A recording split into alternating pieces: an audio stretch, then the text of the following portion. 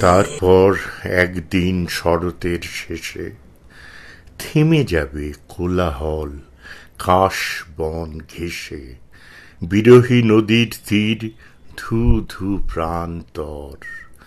দিন শেষে কেউ তার নেবে না খবর।